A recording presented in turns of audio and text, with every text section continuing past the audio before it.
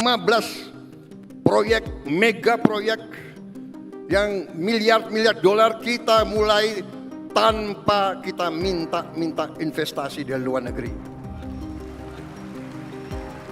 Kita akan wujudkan cita-cita Bung Karno, berdiri di atas kaki kita sendiri. Di era Presiden Soekarno, khususnya pada tahun 1960-an, adalah periode yang penuh dengan tantangan berat bagi Indonesia.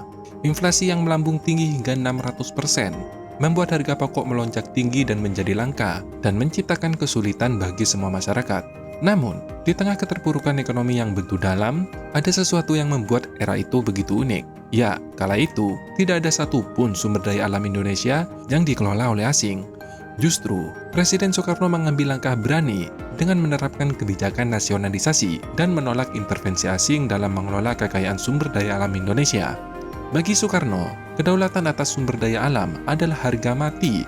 Ia ingin memastikan bahwa kekayaan alam Indonesia dikelola oleh bangsa Indonesia sendiri, bukanlah oleh pihak asing. Di tengah keterbatasan ekonomi, Soekarno justru memilih untuk berinvestasi pada sumber daya manusia. Beliau mendorong pelajar dan mahasiswa Indonesia untuk menempuh pendidikan di luar negeri. Meskipun banyak di antaranya telah menghadirkan kesulitan finansial dan budaya, tapi tidak bisa dipungkiri hasilnya bahwa kebijakan ini menuai hasil yang luar biasa. Banyak dari mereka yang akhirnya menjadi tokoh-tokoh penting dalam berbagai bidang, seperti politik, ekonomi, pendidikan, dan teknologi, yang berkontribusi besar bagi pembangunan Indonesia. Sebut saja, yaitu B.J. Habibie atau Baharudin B.J. Habibie. Beliau dikirim ke Jerman untuk belajar teknik penerbangan. Setelah kembali ke Indonesia, ia dikenal sebagai Bapak Teknologi Indonesia, berkat kontribusinya dalam pengembangan industri dirgantara. Ada juga Ali Wardana. Ia belajar ekonomi di Amerika Serikat dan menjadi Menteri Keuangan dan Menteri Koordinator Bidang Ekonomi yang memainkan peran kunci dalam kebijakan ekonomi Indonesia. Selain itu, ada juga Emil Salim yang menjadi tokoh lingkungan hidup internasional, Sarbini Sunawinata atau ekonom terkemuka asal Indonesia kala itu. Semuanya itu adalah contoh lain dari hasil kebijakan Soekarno. Bahkan Sumitro Djoyohadikusumo, ayah Presiden Prabowo sendiri, adalah salah satu ekonom terkemuka yang pernah menjabat sebagai Menteri Perdagangan, sekaligus Menteri Perindustrian serta Menteri Keuangan di era Presiden Soeharto. Soekarno bukanlah anti investasi asing. Ia hanya menyadari bahwa Indonesia saat itu belum siap untuk menerima investasi asing secara besar-besaran. Kekhawatirannya adalah investasi asing yang tidak terkontrol justru akan merugikan Indonesia dalam jangka panjang. Dan sayangnya, kekhawatiran itu terbukti beberapa tahun kemudian setelah dirinya lengser. Di era Presiden Soeharto, sektor-sektor strategis seperti Freeport, Blok Masela, Blok Rokan, Blok Cepu, Blok Mahakam, Blok Natuna, serta kebun-kebun kelapa sawit semuanya jatuh ke tangan perusahaan asing. Investasi asing sebenarnya tidak selalu negatif. Dia juga bisa membawa banyak manfaat seperti menciptakan lapangan kerja, transfer of teknologi, dan meningkatkan efisiensi produksi. Namun yang perlu dipertimbangkan adalah sejauh mana manfaat yang kita terima, terutama ketika menyangkut sektor strategis, kontrak jangka panjang hingga puluhan tahun, serta dominasi asing di sektor-sektor krusial seperti infrastruktur, pertanian, dan pertambangan bisa mengancam kedaulatan ekonomi suatu negara.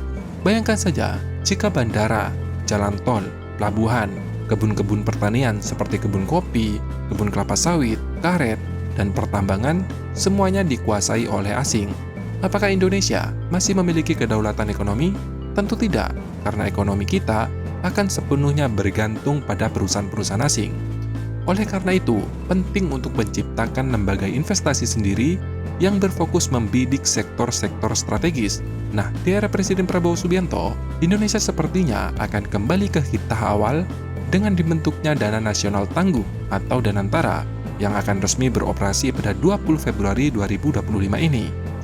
Hal ini diperkuat oleh pernyataan Presiden Prabowo sendiri yang menegaskan bahwa Indonesia akan berdiri di atas kaki sendiri tanpa meminta-minta investasi asing. Proyek-proyek besar akan dibiayai dan dikelola secara mandiri, terutama untuk proyek-proyek strategis. Nama Danantara sendiri memiliki makna yang sangat mendalam, yaitu kekuatan atau energi masa depan Indonesia sebagai simbol dan harapan bagi bangsa Indonesia sendiri. Dan kita ternyata negara yang kaya. 15 proyek proyek, mega proyek yang miliar-miliar dolar kita mulai tanpa kita minta investasi dari luar negeri. Kita akan wujudkan cita-cita Bung Karno, berdiri di atas kaki kita sendiri. Kita tidak akan minta-minta. Ada yang datang dari luar, saya bilang, silakan, Anda mau masuk ke Indonesia, kami terbuka. Tapi kita tidak akan mengemis, saudara-saudara sekalian. Kita akan bangkit dengan kekuatan kita sendiri, saudara-saudara sekalian. Tanggal 24 Februari yang akan datang,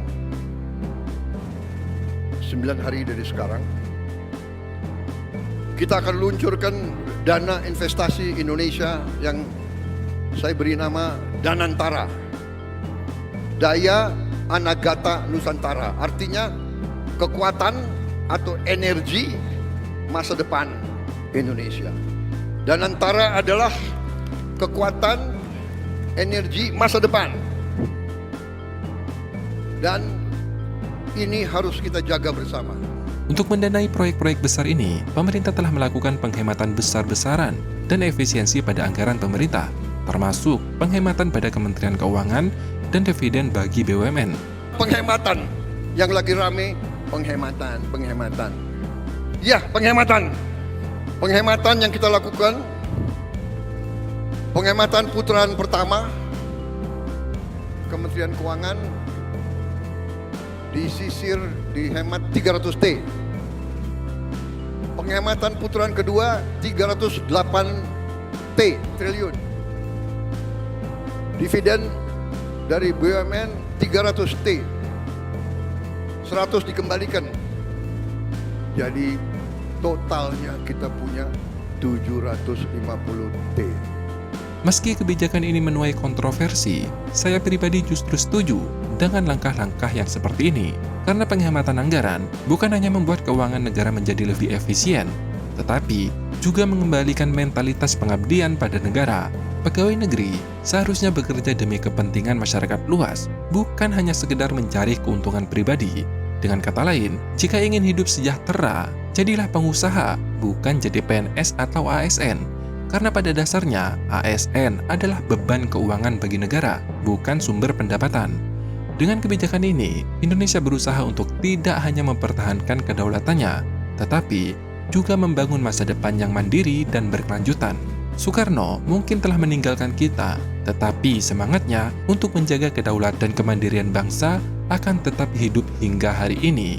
Danantara adalah bukti bahwa Indonesia sedang berusaha untuk berdiri di atas kaki kita sendiri dan siap menghadapi tantangan masa depan dengan kekuatan bangsa kita sendiri.